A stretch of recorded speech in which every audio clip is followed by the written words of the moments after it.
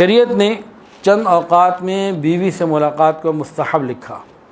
سفر پہ جانے سے پہلے انسان نے سفر پہ جانا ہے تو پہلے ہی انسان سکون کو حاصل کر کے جائے تاکہ طبیعت میں سفر میں پریشانی اور اضطراب بھی پیدا نہ ہو کہ بیوی شہر میں ہے، یہ سفر میں ہے اور وہاں اس کو پریشانی شروع ہو گئی تو کیا کرے گا۔ تو شریعت نے کہا سفر پہ جانے سے پہلے میاں بیوی ملاقات کر لیں۔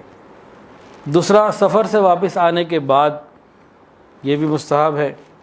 حج اور عمرے کا احرام باندھنے سے پہلے یہ مستحب ہے، اور غیر محرم پر نظر پڑ جائے، غلطی ہو جاتی ہے، کبھی غلطی سے نگاہ پڑ جاتی ہے، تو اس کے بعد یہ طبعی میلان کبھی غیر محرم کی طرف ہو جائے، اس کے بعد بیوی سے ملاقات یہ مستحب ہے۔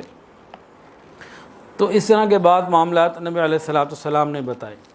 اب میاں بیوی کو چاہیے کہ ایک دوسرے کو خوش رکھیں، ایک دوسرے کی قدر کریں، ایک دوسرے کا خیال رکھیں، تبھی یہ پرسکون زندگی گزار سکیں گے۔ اس لیے شہوت کا بہترین علاج یہ نکاح کرنا ہے۔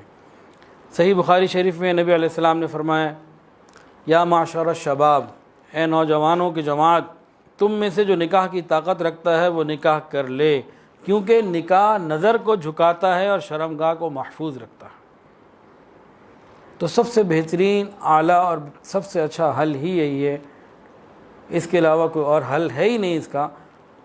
پانی، پیاس لگے تو پانی چاہیے، کھانا، بھوک لگے تو روٹی چاہیے، نیند آئے تو بستر چاہیے، اسی طرح اس تقاضے کے لیے شادی کی ضرورت ہے۔